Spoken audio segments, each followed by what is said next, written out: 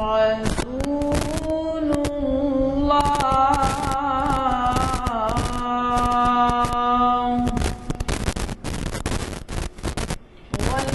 والذين معه أشداء على الكفار رحماء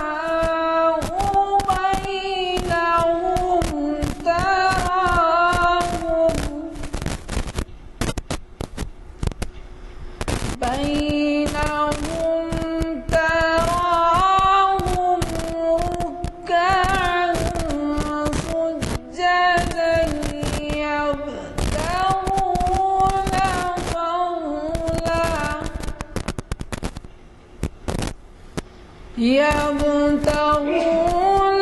فضلا من الله ورضوانا صدق الله العظيم. حضرات، جیسے کہ آپ کو معلوم ہے، آج ایک بہت ہی مبارک گھڑی ہے، مبارک ساتھ ہے، اور میں نے ابھی اس کا حوالہ دیا تھا کہ اس وقت حج کے ایک اہم ترین رکن یعنی وقوف میں لوگ موجود ہیں، اور تقریباً ان کی تعداد 30 لاکھ کی ہے. تو آپ ہم ایسے مبارک ساتھ میں ایک جگہ بیٹھے ہیں، اور ہمیں اللہ تعالیٰ نے ایسی سہولتیں دی ہیں کہ بڑے بڑے اسکالرس آپ سے جڑے ہوئے ہیں، اور ان کے خیالات کا ایسے اہم ایام میں آپ کو سننے کا موقع ملتا ہے. آج ہمارے درمیان آپ کے جانے مانے اسکالر عید الاضحیٰ کی اہمیت کے عنوان سے مخاطب کر رہے ہیں جناب اقبال احمد انجینئر صاحب. آج 14 اکتوبر 2013 عیسوی 8 ذی الحجہ مطابق 1434 بعد اثر عید الاضحیٰ کی اہمیت کے عنوان سے ہمیں خطاب سننے کا موقع مل رہا ہے. یہ شریعت انفارمیشن سروس کی 508ویں نشست ہے، اور یہ کانفرنس ہال جامع مسجد عالیہ گن فاؤنڈری کے سیلر میں بعد نماز عصر منعقد ہو رہی ہے. حضرات، آپ اچھی طرح سے واقف ہیں کہ ہماری عید الاضحیٰ کی عید الاضحیٰ جو ہے کل ہی پرسوں منائی جائے گی، یعنی چہارشنبے کے دن، اور اس کے پیش نظر، اس کے پس پردہ جو اہمیت اس کی ہے، اگر آج آپ اس سے واقف ہوں تو آپ کو عبادات میں بھی سہولت ہوگی. اور یہ نہیں کہ آپ واقف نہیں ہیں، بلکہ کئی ایسی باتیں ہوتی ہیں جن کے اعادے کی ضرورت پڑتی ہے، اور اگر آپ اچھی طریقے سے اس کے بارے میں کچھ تازہ معلومات حاصل کر لیں تو یقینی طور پر آپ کو بہت زیادہ استفادے کا موقع ہوتا ہے. میرے خیال میں آج کی اس نشست کو جناب اقبال احمد انجینئر صاحب جو تشریف لا چکے ہیں، اور جو شریعت انفارمیشن سروس کی 508ویں نشست ہے، اس کو مخاطب کرنے سے قبل میں سید معین الدین حسینی صاحب سے گزارش کروں گا کہ وہ ایک نعت سنائیں. یصلون علی النبی یا ایھا الذین آمنوا صلوا علیہ وسلموا تسلیما اللہم صل علی محمد وعلی آل محمد صلیت علی ابراہیم. قیامت اٹھانے کا مقصد ہو کچھ بھی، قیامت اٹھانے کا مقصد ہو کچھ بھی، مگر دیکھنے کی قیامت رہے گی. قیامت اٹھانے کا مقصد ہو کچھ بھی، مگر دیکھنے کی قیامت رہے گی. نمایاں نمایاں محمد رہیں گے اور محمد کے اطراف امت رہے گی. قیامت اٹھانے کا مقصد ہو کچھ بھی، مگر دیکھنے کی قیامت رہے گی. نمایاں نمایاں محمد رہیں گے اور محمد کے اطراف امت رہے گی۔ کسی کے بھی وہم و گمان میں نہیں تھا اس انداز سے ختم ہوگی نبوت، کسی کے بھی وہم و گمان میں نہیں تھا اس انداز سے ختم ہوگی نبوت۔ بظاہر چراغ نبوت نہ ہوگا مگر روشنی تا قیامت رہے گی۔ کسی کے بھی وہم و گمان میں نہیں تھا اس انداز سے ختم ہوگی نبوت، بظاہر چراغ نبوت نہ ہوگا مگر روشنی تا قیامت رہے گی۔ مقامات محمد کا اگر اظہار ہو جائے، مقامات محمد کا اگر اظہار ہو جائے، خرد کی آنکھ لگ جائے، جنوں بیدار ہو جائے۔ خرد کی آنکھ لگ جائے، جنوں بیدار ہو جائے، دو عالم کی نظر اس کی نظر سے جھک کے ملتی ہے، دو عالم کی نظر اس کی نظر سے جھک کے ملتی ہے، میرے آقا کے قدموں کا جسے دیدار ہو جائے۔ دو عالم کی نظر اس کی نظر سے جھک کے ملتی ہے، میرے آقا کے قدموں کا جسے دیدار ہو جائے۔ اور شاعرانہ تعلی ہے کہ اتر کر طور سے موسیٰ ذرا آؤ مدینے میں، اتر کر طور سے موسیٰ ذرا آؤ مدینے میں، یہاں ممکن ہے دونوں کا تمہیں دیدار ہو جائے، یہاں ممکن ہے دونوں کا تمہیں دیدار ہو جائے، اگر ہموار ہو جائے تیری نسبت محمد سے، اگر ہموار ہو جائے تیری نسبت محمد سے، خدا تک جانے والا راستہ گلزار ہو جائے، خدا تک جانے والا راستہ گلزار ہو جائے۔ محمد بائے بسم اللہ کی تفسیر ہیں گویا، محمد بائے بسم اللہ کی تفسیر ہیں گویا، یہی نقطہ اگر پھیلے خط پرکار ہو جائے، یہی نقطہ اگر پھیلے خط پرکار ہو جائے۔ جبریل نے پہلے کہاں دیکھا تھا یہ منظر، بھلا جبریل نے پہلے کہاں دیکھا تھا یہ منظر، کہ رہبر راہ میں رہ جائے راہی پار ہو جائے، کہ رہبر راہ میں رہ جائے راہی پار ہو جائے۔ مقامات محمد کا اگر اظہار ہو جائے، خرد کی آنکھ لگ جائے، جنوں بیدار ہو جائے۔ اللہ وبرکاتہ۔ نحمدہ ونصلی علی رسول الکریم۔ رب اشرح لی صدری ویسر لی امری واحلل عقدۃ من لسانی یفقہوا قولی۔ محترم غلام یزدانی صاحب، میرے بھائی انور صاحب اور سامعین، آج کا عنوان موقع کے اعتبار سے عید الاضحیٰ دیا گیا ہے، اور ظاہر ہے کہ عید الاضحیٰ کے تعلق سے سبھی واقف ہیں کہ عید قربان کیوں منائی جاتی ہے اور اس کے پیچھے مقاصد کیا ہیں۔ یہ تقریباً سب لوگوں کو معلوم ہے، عام ہو جائے اس لیے میں نے انہیں رکھا تھا۔ تو آج کے کیونکہ ہوتا یہ ہے کہ ہم یہ سمجھتے ہیں کہ ہماری ساری عیدیں صرف مسلمانوں کے لیے آئی ہیں یا مسلمانوں کی ہیں۔ یہ بہت بڑی غلط فہمی ہے کہ عید صرف مسلمانوں کی ہے۔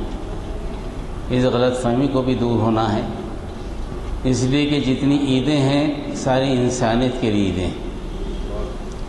پیغام جو ہے عید کا صرف مسلمانوں تک نہیں ہے، ساری انسانیت کے لیے پیغام ہے اس میں۔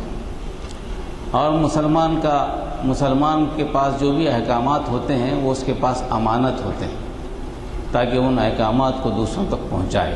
یہ اس کی ذمہ داری ہوتی ہے، خود عمل کرے دوسروں تک پہنچائے، ایک امین بن کر اس دنیا میں زندگی گزارتا ہے۔ اس اعتبار سے اگر آپ دیکھیں تو عید الاضحیٰ بھی ابراہیم علیہ السلام کے تعلق سے یہ متعلق عید ہے، اور اس کا بیک گراؤنڈ جو ہے بہت سارے واقف ہیں، تھوڑا سا اس کا بیک گراؤنڈ دیتے چلوں میں۔ حضرت ابراہیم علیہ السلام پر سارے مذاہب متفق ہیں، چاہے یہودی ہو یا عیسائی، یہاں تک کہ اوم شانتی اوم جو ہے وہ بھی ابراہیم علیہ السلام پر متفق ہے کہ ابراہیم علیہ السلام ہیں۔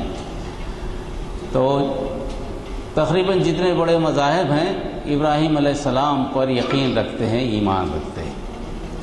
اس طرح سے اگر آپ دیکھیں آپ تو حضرت ابراہیم علیہ السلام بہت اس آبادی میں، موجودہ آبادی کے کثیر تعداد کے جد امجد ہیں جسے مانتے ہیں۔ اب ابراہیم علیہ السلام کی زندگی کی ابتدا جو ہوئی،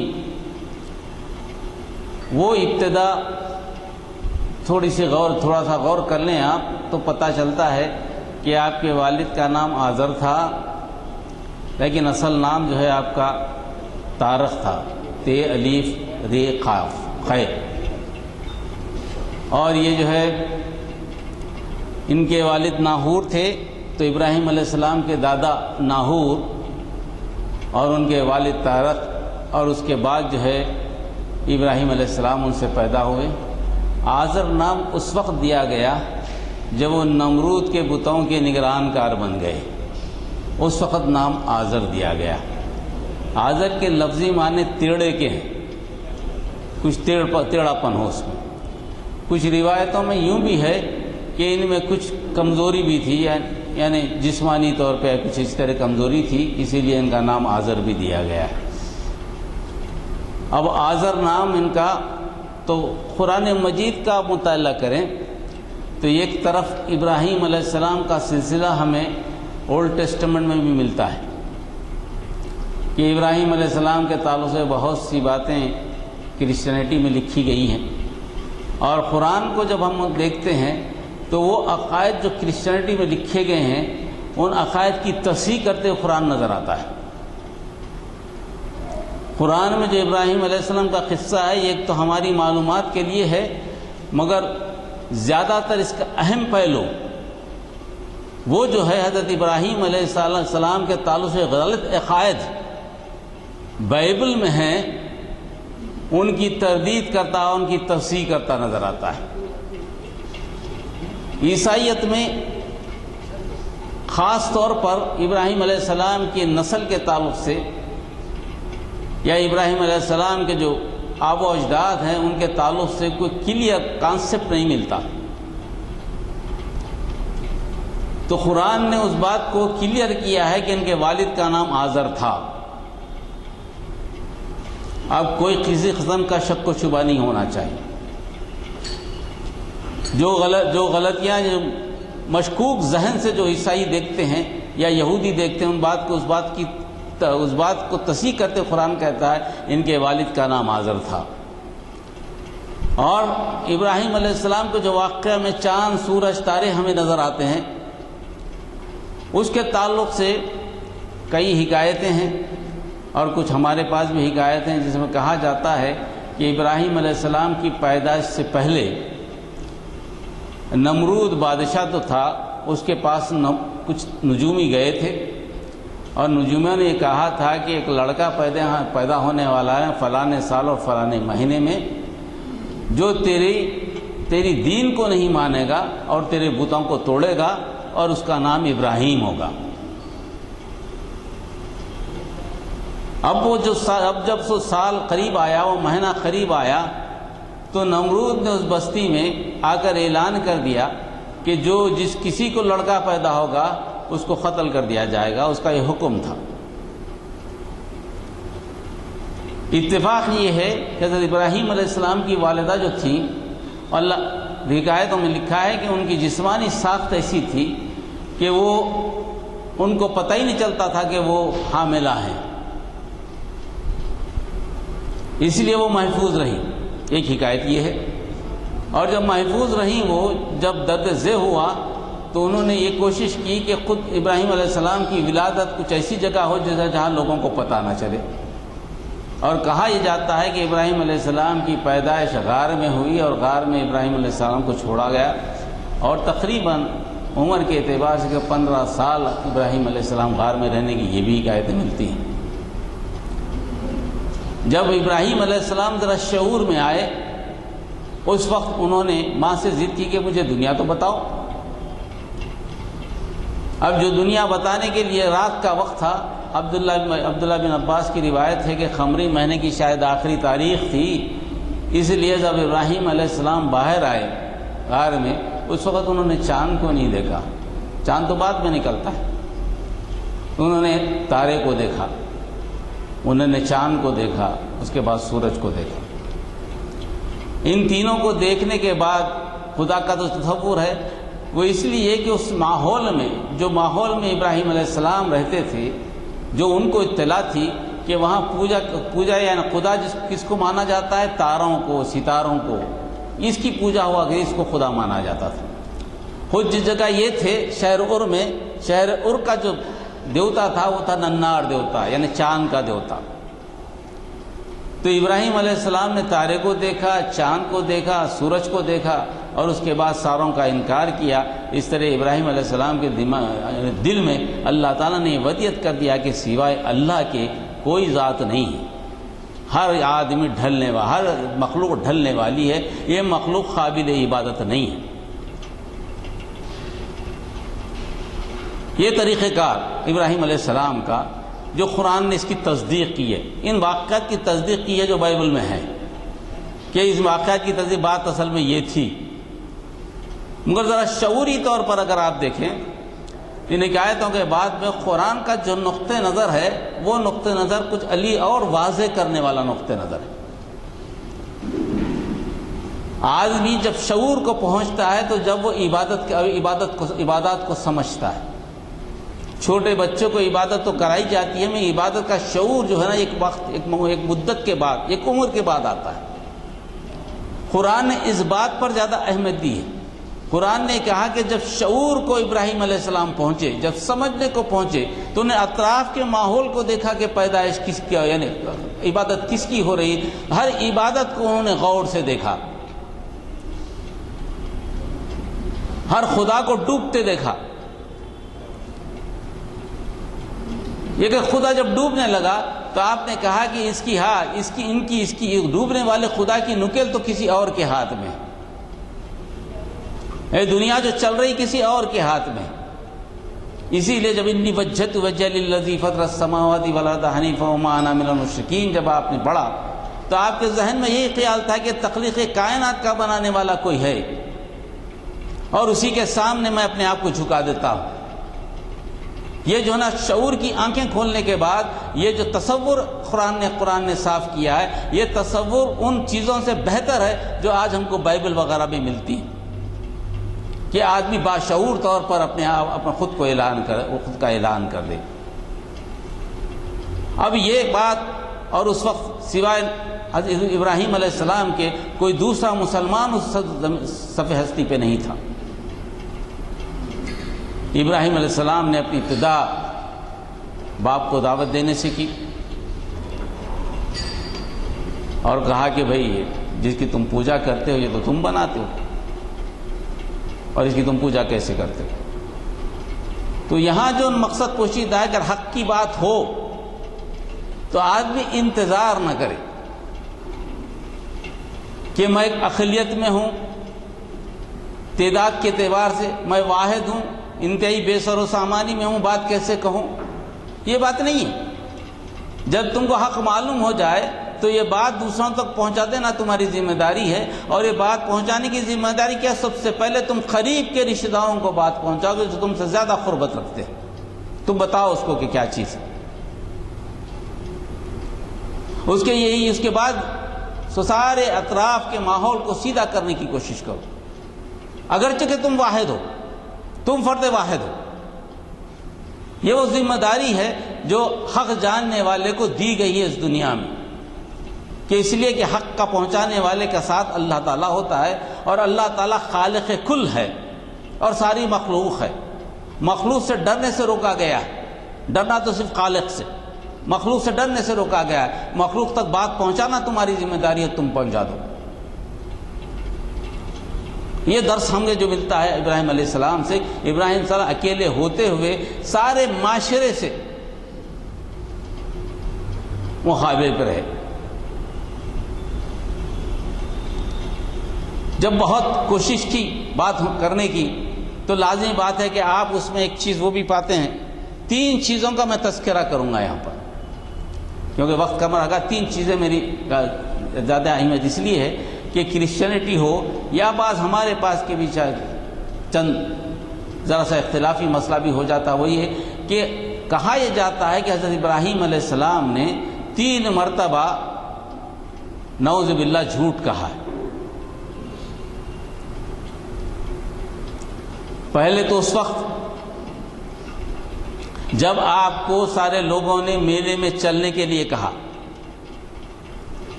تو آپ نے بہانہ بنایا کہ میں میلے میں نہیں چلوں گا، میں بیمار ہوں. اس وقت جو لفظ استعمال کیا تھا سقیم کا لفظ استعمال، میں سقیم سے ہوں. تو وہی بات آ رہی جب لوگوں کو دعوت دیتے رہے لوگ نہیں مانے، اور چونکہ یہ اس وقت کا رواج تھا، عید ہوا کرتی تھی، عید منانے کے لوگ شہر خالی کر کر باہر جایا کرتے تھے. لوگوں نے دعوت دی کہ چلو ابراہیم ہو تم بھی چلو ساتھ ہمارے.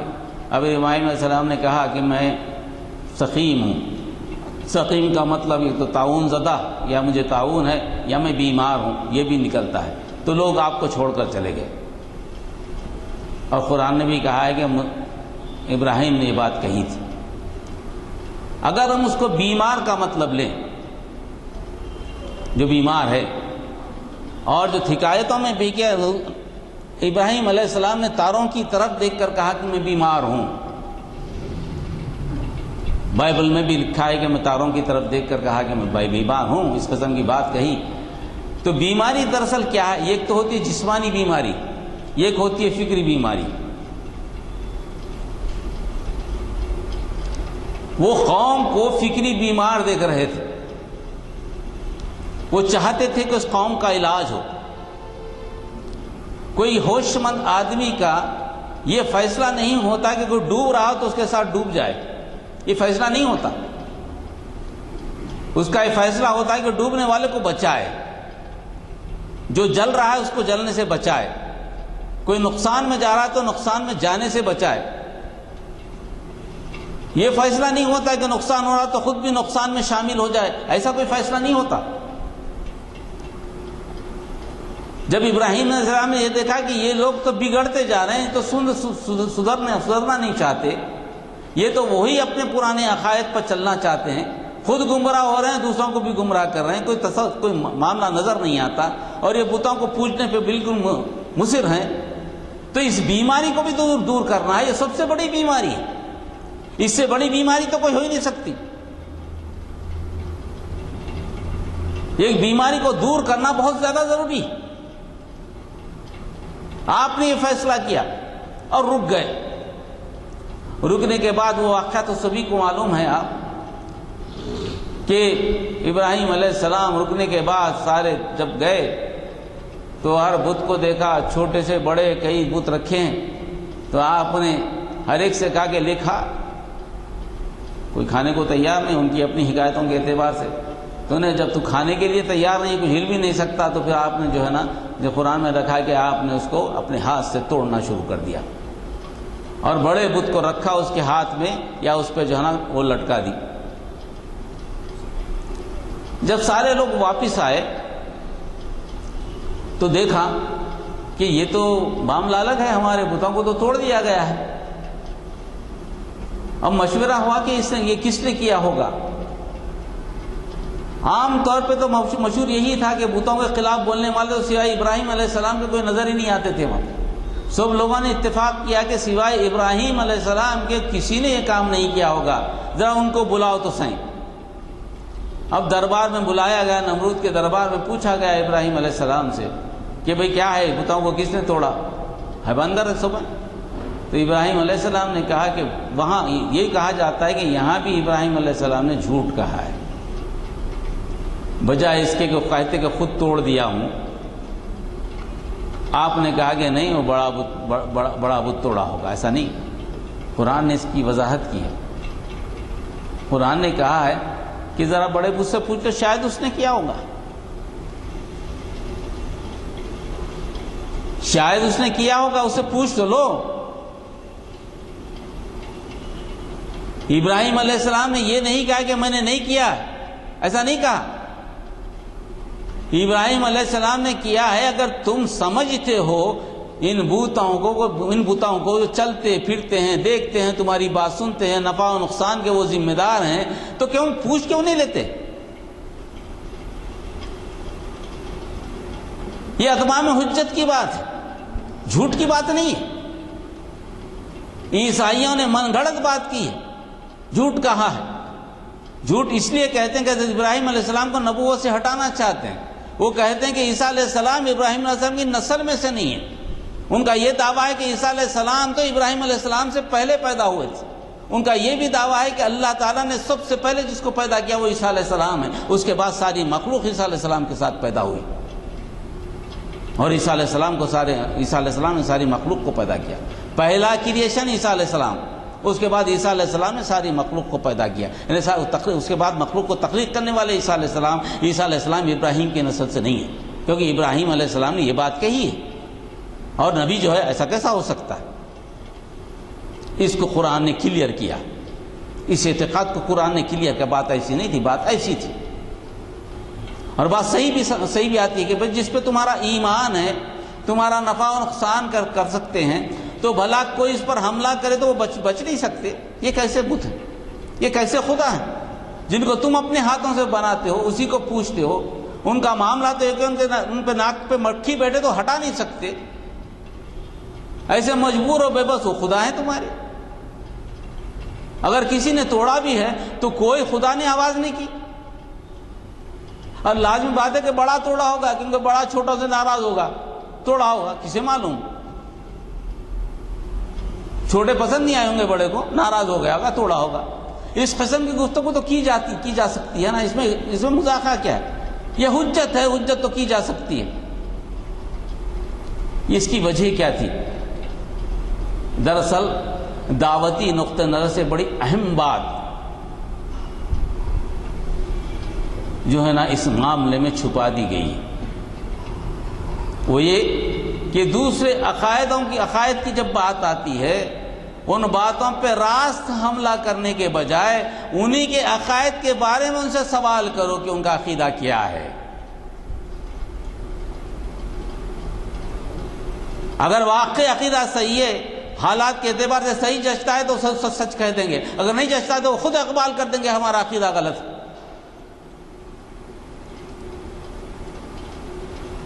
یہ داعیوں کے لیے، مسلمانوں کے لیے بہت بڑا پیغام حضرت ابراہیم علیہ السلام نے اپنی دعوت پہ رکھا ہے۔ جب پوچھا گیا سارے لوگوں سے پوچھا گیا، سارے لوگوں نے کہا کہ یہ کیا بات ہے؟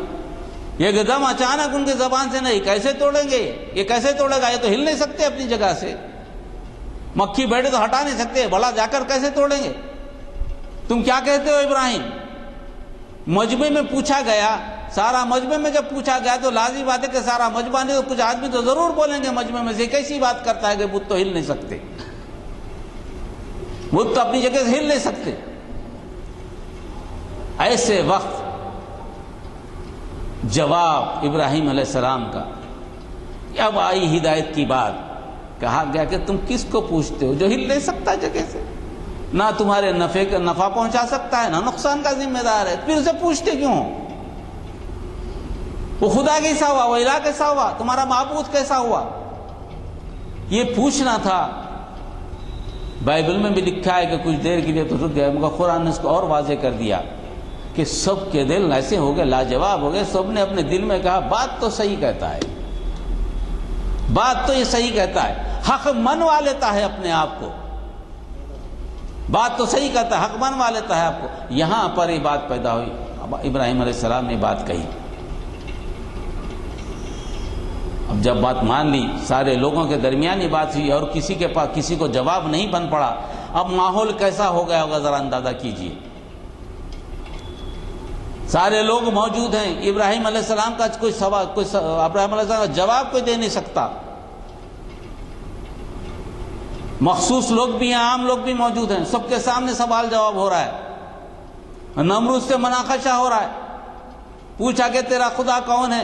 تو آپ نے کہا کہ میرا خدا مار بھی سکتا ہے، جلا بھی سکتا ہے۔ تو نمرود نے کہا میں بھی تو کر سکتا ہوں، یہ قیدی جس کو موت تھی اس کو زندہ کر دیا، جس کو میں تھی اس کو ختم کر دیا، کہا میں مار سکتا ہوں، میں جلا سکتا ہوں۔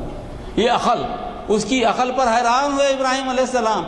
مارنا جلانا تو یہ سمجھتا ہے، مارنا اس کو سمجھتا ہے، جلانا اس کو سمجھتا ہے۔ تو انہوں نے ایک ایسا سوال کیا جو اس کے بس کے باہر نہیں، کہتا میرا سورج، اللہ تعالیٰ میرا سورج تو مشرق کی طرف سے نکالتا ہے اور مغرب کی طرف غروب کرتا ہے، تو نکال کے بتا دوسری طرف سے۔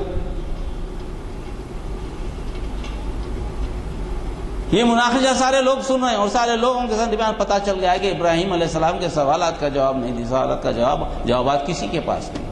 یہ وہ موقف ہے دعوت کا، جس موقف میں آنے کے بعد سارے لوگ لاجواب ہو گئے۔ اور یہ دو جھوٹ کا جو تذکرہ ہوا، پہلا تو وہ میلے کو جاتے وقت، دوسرا یہ کہ ابراہیم علیہ السلام نے سی بات کی، دونوں کی وضاحت قرآن مجید نے کر دی۔ ہم پڑھتے ہیں، عموماً قرآن میں پڑھ لیتے ہیں، مگر قرآن جو اترا ہے وہ دوسرے عقائد کی تشریح کرتے ہوئے، تصحیح کرتے ہوئے اترا ہے، قصے کہانیوں کے لیے نہیں اترا۔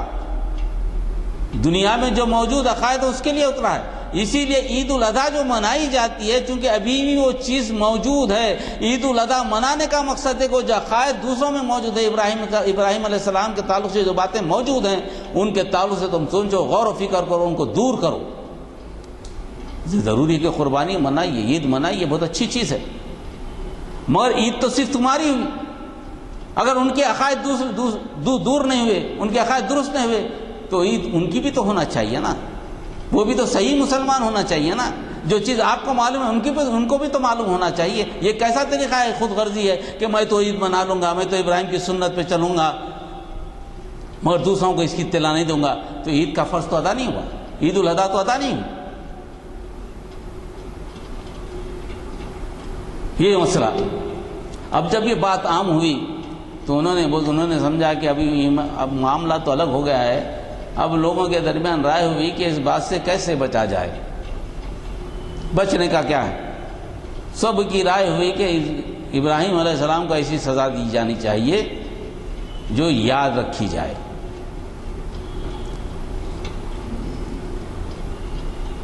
ابن عمر رضی اللہ تعالیٰ کا کہنا ہے کہ ابراہیم علیہ السلام کو سزا تجویز کرنے والا ایران کا ایک دیہاتی تھا، اور اس سے پوچھا گیا کیا ایران میں دیہاتی بھی ہوتے ہیں؟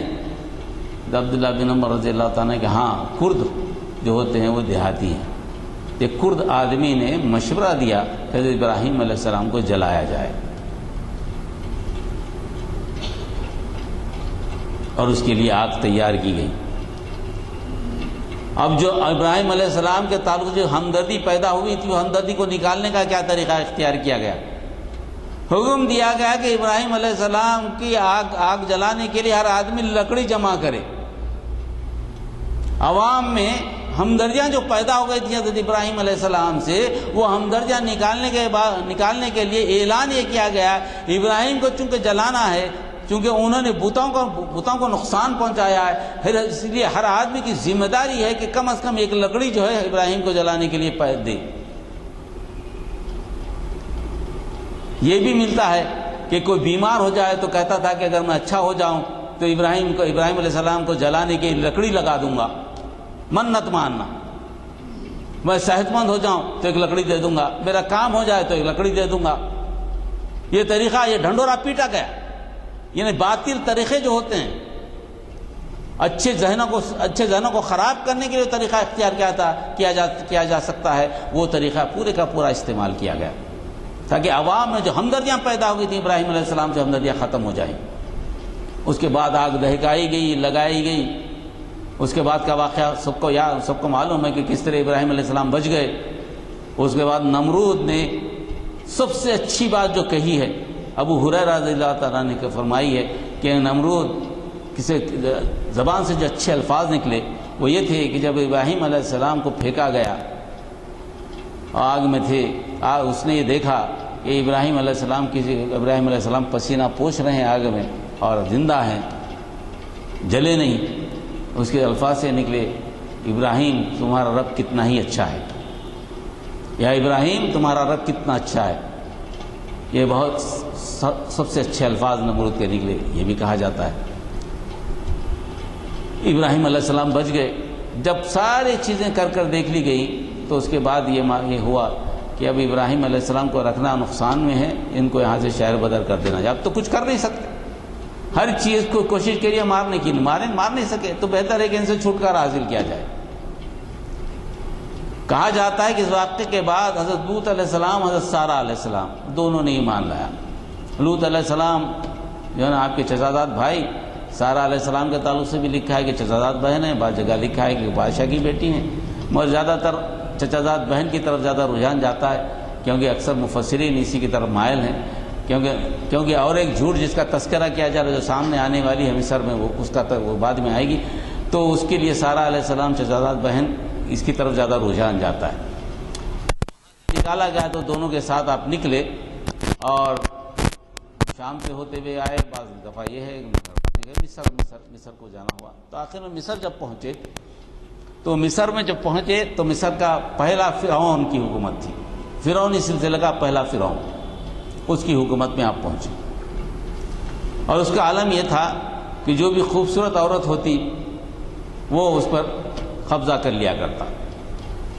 جب سارہ علیہ السلام کے ساتھ ابراہیم علیہ السلام پہنچے تو اس کو خبر ہوئی کہ ایک ایسی عورت آئی ہے جو انتہائی خوبصورت ہے، تو ابراہیم علیہ السلام کو بلایا گیا اور پوچھا گیا کہ کون ہے، تو وہاں حضرت ابراہیم علیہ السلام نے کہا میری بہن ہے۔ تو عیسائیوں کی بھی بڑا اس کا خلق ہے، یہ بھی بہن کہا ہے، تو اس کے تو دو جواز ہیں، ایک تو یہ کہ چچازاد بہن تھی، اس سے انکار تو نہیں کیا جا سکتا، اگر ویسے بھی اگر اس کو نہ بھی مان لیا جائے تو مومن ہونے کے بعد شادی سے پہلے تو بہن ہوتی ہے، مومنہ بہن ہوتی ہے، مومن بھائی ہوتا ہے، یہ اخوت کا رشتہ ہے، اس سے انکار نہیں کیا جاتا۔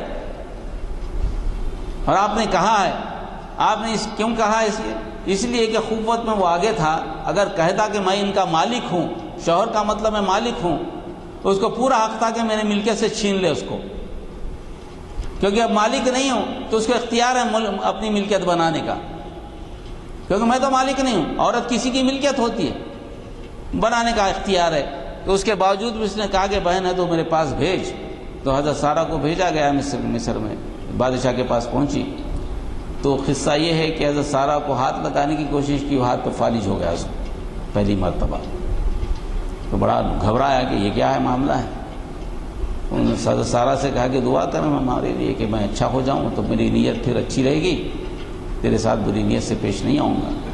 دعا کی حضرت سارہ نے تو پھر ٹھیک ہو گیا، مگر اس کو کہا گیا کہ 3 مرتبہ اس نے ایسا کیا، 3 مرتبہ بھی جب ایسا ہوا تو اب اس کو خوف طاری ہو گیا، یہ کوئی الگ ہی چیز ہے،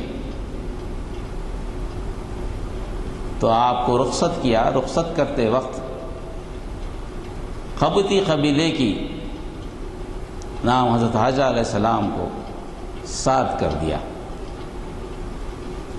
انعام کے طور پر یا خدمت کے طور پر، جو بھی سمجھا۔ طریقہ یہ تھا، وہاں کا اصول یہ تھا، کسی سے خوش ہو جائیں، بادشاہی اصول ہے تھا کسی سے خوش ہو جائیں تو اس کو نواز دیں، اس بادشاہی طریقے سے اسے سب سے بہتر یہ چیز سمجھی کہ یہ تو بڑی ایسی چیز دکھ رہی ہے جس پہ اللہ کی مہربانی ہے، تو لازم بات ہے کہ اس کا ساتھ یہ ہو سکتا ہے کہ ساتھ کسی عورت کو کر دو، تو حضرت علیہ السلام کو وہاں سے ساتھ کر دیا گیا، تو حضرت حضرت علیہ السلام وہاں سے ملی، اسی لیے نبی کریم صلی اللہ علیہ وسلم نے ان صحابہ کو جو مصر پر حملہ آور ہونے والے تھے ان کو حکم دیا تھا کہ مصر پر جب قبضہ کریں تو ذرا اخوت کا برتاؤ کریں، کیونکہ مصری تمہارے بھائی ہیں، کیونکہ حضرت علیہ السلام کا مصر سے تھا، نبی کریم صلی اللہ علیہ وسلم نے یہ کہا، تو یہ طریقہ کار نکلا ہے۔ اب یہاں بھی جو کہا جاتا ہے کہ آپ نے نعوذ باللہ من ذالک جھوٹ کہا، اس بات کی بھی یہاں تردید قرآن نے کر دی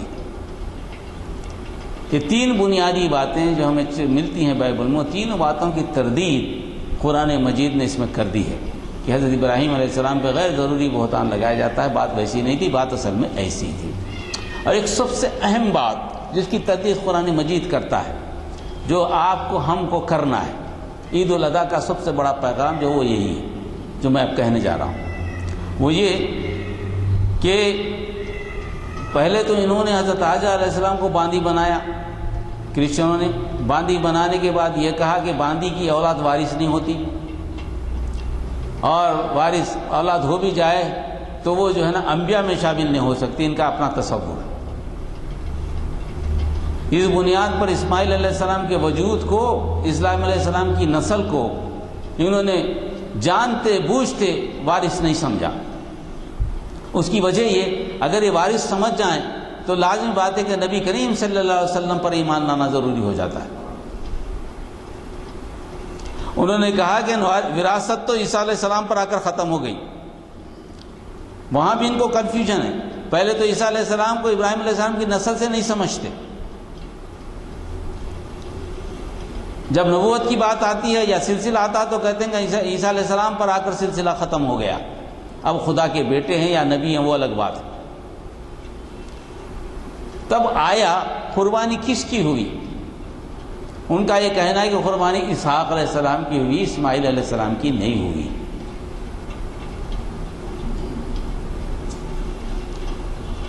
اور اسحاق علیہ السلام کی چونکہ قربانی ہوئی ہے اور اس لیے اسحاق علیہ السلام وارث ہیں، عیسیٰ علیہ السلام پہلے بیٹے۔ اگر اس کو دیکھیں بائبل میں، اگر آپ دیکھیں تو بائبل میں وارث، خود بائبل نے وارث جو ہے نا اسحاق علیہ السلام کو نہیں بتایا۔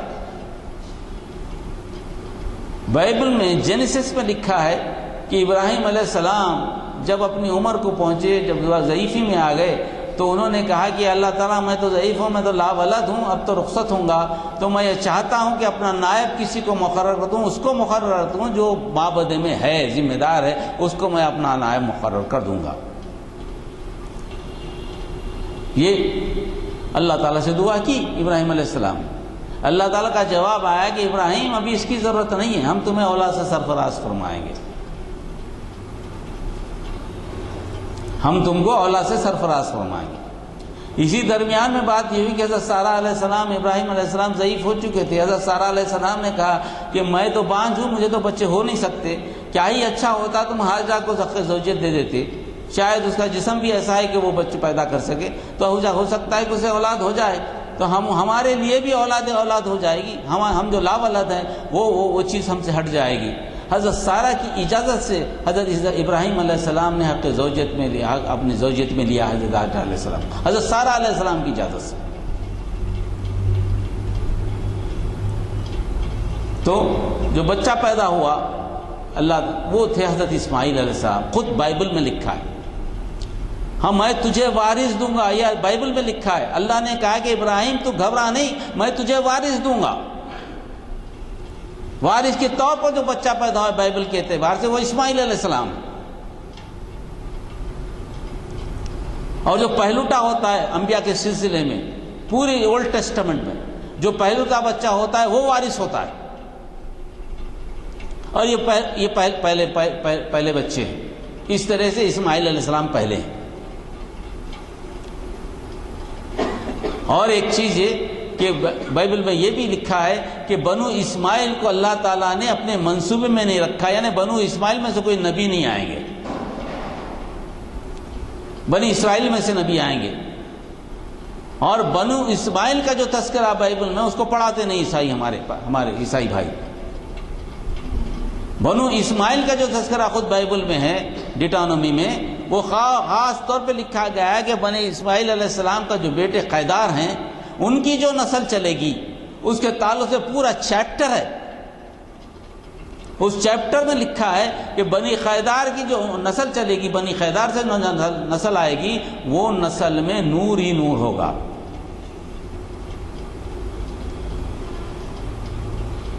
جس جگہ یہ قائم رہیں گے اس جگہ پر نور چمکے گا۔ ان کا گھر نور کا گھر ہوگا، 24 گھنٹے اس میں نور ہوگا۔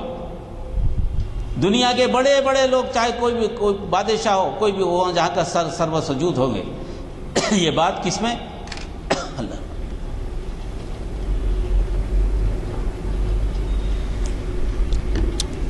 یہ بائبل میں لکھی.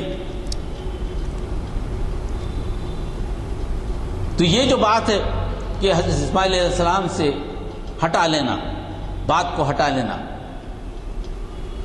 اسماعیل علیہ السلام کی قربانی نہیں ہوئی، اسحاق علیہ السلام کی قربانی ہوئی، اس کی تردید خود بائبل میں موجود ہے. اور اس کی تفصیل اگر آپ دیکھیں صافات کی 100 سے 113 آیت میں آپ دیکھ رہے ہیں پوری تفصیل موجود ہے. اور جہاں جہاں حضرت ابراہیم کا نام آیا، ابراہیم کا تذکرہ آیا بیٹے کے لیے، اور جہاں جہاں اسماعیل علیہ السلام کا نام آیا وہاں پر اللہ تعالیٰ نے فبشرناہ بغلام حلیم کہا. میں ایک فرما بردار بچہ دے رہا ہوں. جب اسحاق علیہ السلام کا تذکرہ آیا وہاں پر فبشرناہ بغلام علیم ہے، جاننے والا بچہ. اسحاق نبیًا، اس کے ساتھ آگے چل کے اولاد کا تذکرہ، اس کے بعد یعقوب بھی آئیں گے. اسحاق علیہ السلام کے تذکرے کے بعد اسحاق علیہ السلام کے ساتھ ان کی اولاد میں یعقوب علیہ السلام بھی آئیں گے. اگر قربانی دینا مقصد ہوتا تو ان کی اولاد کا نسل کا تذکرہ قرآن مجید میں نہیں ہوتا. قرآن مجید تو بالکل واضح کر دیا کہ اسحاق علیہ السلام کی قربانی نہیں ہوئی. اور آیت میں دیکھیں آپ صافات میں تو بالکل صاف لکھا ہے کہ اسماعیل علیہ السلام کی قربانی کے بعد انعام کے طور پر اسحاق علیہ السلام کو دیا گیا ہے. ہاں، یہ انعام ہے. ابراہیم علیہ السلام نے اپنے اکلوتے بیٹی کی قربانی دی جس کو چاہنے لگے تھے. کسی باپ سے ایسے قربانی، ایسا آزمائش میں کسی باپ کو نہ ڈالے اللہ تعالیٰ. وہ بھی کیا خواب میں دیکھے، آپ حکم نہیں آیا. فرما برداری کا یہ عالم کا حکم آتا تو الگ بات تھی. خواب میں کیا دیکھے کہ قربانی کرتے ہوئے دیکھے، کر دیا یہ نہیں دیکھے، قربانی کرتے ہوئے آپ نے دیکھا. گلا چل گیا، گلا کٹ کے الگ نہیں ہوا، خون بہتا ہوا نہیں دیکھا، قربانی چاقو چلاتے ہوئے دیکھا آپ نے. جو تذکرہ قرآن مجید میں جو خواب دیکھا اللہ تعالیٰ نے خواب کو سچ کر بتایا. آپ چاقو چلا رہے تھے، ہٹا لیے گئے.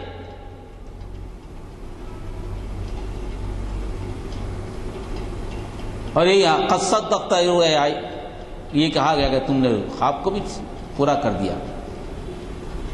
نادینا اے ابراہیم قد صدقت رؤیا ان کذالک نجزی المحسنین. آواز دی ہم نے کہ ابراہیم تم نے تو خواب کو بھی سچ کر دکھایا. ہم اس طرح جو ہے محسنین کا بدلہ دیتے ہیں. یعنی جو حق تم پر ڈالا گیا تھا پیغمبری کا، وہ حق سے بہت زیادہ تم نے کر دیا. حکم نہیں تھا یہ تمہارے لیے، تم نے تو خواب دیکھا.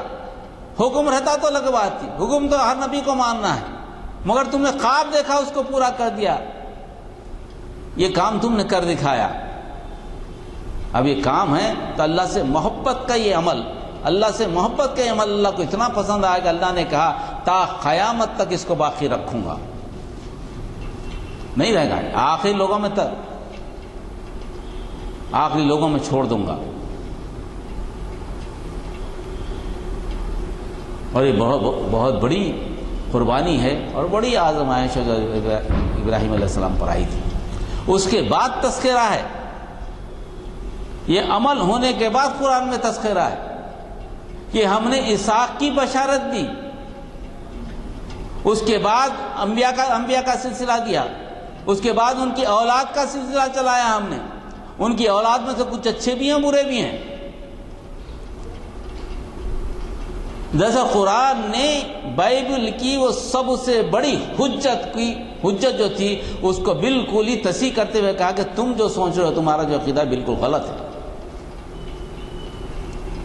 اسی لیے قیامت تک اس عید الاضحیٰ کو سامنے رکھ دیا گیا کہ جو لوگ جو کرسچن ہوں، یہودی ہوں، جو تعداد میں موجود ہیں، ان کے سامنے مسلمان اس نقطہ نظر کو پیش کریں کہ تمہاری کتابوں میں جو لکھی بات ہے وہ بات غلط ہے، تمہاری اپنی کتابوں سے غلط ہے.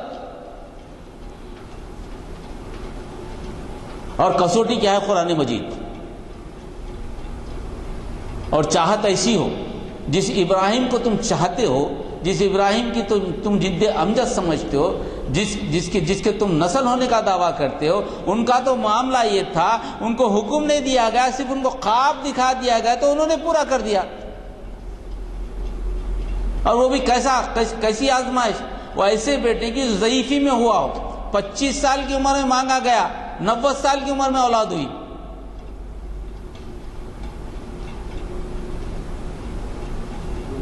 نوے سال کی عمر میں اولاد ہوئی، 100 سال کی عمر میں، یعنی 75 سال انتظار کیا اولاد کا۔ وہ اولاد اس کے بعد اولاد کو دیکھ کر خوش ہو رہے ہیں، چلتی پھرتی اولاد کہا گیا کہ نہیں، خواب بتا کے اس کو ختم کرو۔ دیکھیں ابراہیم کی محبت اولاد سے زیادہ ہے یا میرے سے زیادہ ہے؟ اس ابراہیم کا یہ عالم ہے کہ میرے بتائے ہوئے خواب کو بھی پورا کرنے میں ہچکچاتا نہیں، اور تمہارا یہ عالم ہے کہ ابراہیم علیہ السلام کو تم اپنے جد امجد سمجھتے ہو، اس کے باوجود ویسا عمل نہیں کرتے۔ تمہارے پاس صاف صاف احکامات آ چکے ہیں، کیا صحیح ہے کیا غلط ہے، اس کے باوجود تم ابھی بھی اسحاق علیہ السلام پہ اٹکے ہوئے۔ یہ دراصل کرسچینٹی، جوز کے عقائد کے تعلق سے بڑا مارکوت الارا جواب عید الاضحیٰ نے دیا ہے۔ ان کی چیز کو کھول کر رکھ دیا۔ ابراہیم علیہ السلام سارے واقعات کو اگر آپ نکال کے دیکھیں، ایک چیز معمولی عقیدہ جو کرسچینٹی کا ہے، اس معمولی عقیدے کو بھی ختم کیا قرآن نے۔ کوئی بھی ابراہیم علیہ السلام نے کب کیا کیا جو تذکرہ ہے بائبل میں، اس کی تردید کر دی گئی۔ جو صحیح ہے صحیح، غلط ہے غلط۔ تو سارے واقعات کا جو تذکرہ ہم پڑھتے ہیں ابراہیم علیہ السلام کا، ہم تو ایک اصولی طور پہ پڑھ لیتے ہیں ابراہیم علیہ السلام کا، مگر اصل معاملہ وہ نہیں ہے جو ابراہیم علیہ السلام کا قصہ پڑھ کے ہم سمجھتے ہیں کہ یہ بات ہمارے سمجھ میں آئے گی۔ بات ویسی نہیں ہے۔ بات یہ ہے کہ اس سے فائدہ کیسے اٹھائیں۔ عید الاضحیٰ تو ہم منا رہے ہیں، اللہ نے یہ کہا ہے کہ خون تو نہیں پہنچے گا اللہ کے پاس، تقویٰ پہنچے گا۔ خون اور گوشت تو نہیں پہنچتا اللہ کے پاس، نہ بکرے کا گوشت پہنچتا نہ بکرے کا خون، کیا پہنچتا؟ تقویٰ۔ تقویٰ کیا ہے؟ تقویٰ ہے کہ اللہ کی بتائی ہوئی چیزوں کو جانو، اس پر عمل کرو، ڈرو اس سے۔ جب اللہ کا ذکر آئے تو خشیت ایسی پیدا ہو کہ تم کانپنے لگ جاؤ، دل تڑپ جائے، اس کے علاوہ کوئی چیز نظر نہ آئے، اللہ ہی اللہ نظر آئے۔ یہ دراصل تقویٰ ہے۔ اللہ کے احکامات دوسروں تک پہنچانا، یہ چیز قربانی میں رکھی گئی۔ اس لیے 3 باتیں میں نے کہی ہیں، اور بہت سی دلائل ہیں حضرت ابراہیم علیہ السلام کے تعلق سے۔ انشاءاللہ پھر کبھی ہوا تو اس کا تذکرہ کریں گے، ان کی ہسٹری بھی انشاءاللہ ہوا تو کریں گے۔ وآخر دعوانا الحمدللہ رب العالمین۔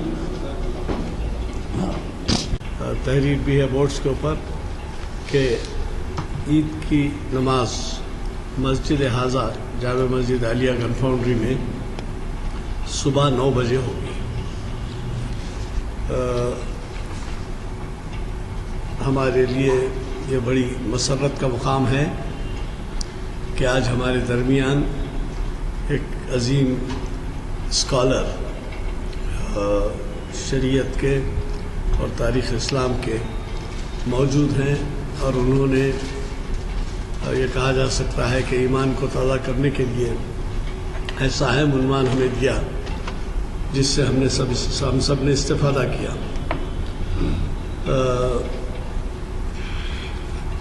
اقبال کے 2-3 اشعار سنانے طبیعت چاہ رہی ہے، اس لیے سناتے رہا ہوں۔ نماز و روزہ و قربانی و حج، نماز و روزہ و قربانی و حج، یہ سب باقی ہیں، تو باقی نہیں۔ اب اس پس منظر میں اب آپ غور کریے کہ کتنا اہم عنوان تھا۔ پھر حضرت ابراہیم کا ذکر آیا تو غالباً نار نمرود کو کیا گلزار، کس کا ہے؟ نار نمرود کو کیا گلزار، دوست کو یوں بچا لیا تم نے۔ اور پھر ابھی آپ نے کہا آج بھی ہو جو ابراہیم کا ایماں پیدا، آگ کر سکتی ہے انداز گلستہ پیدا۔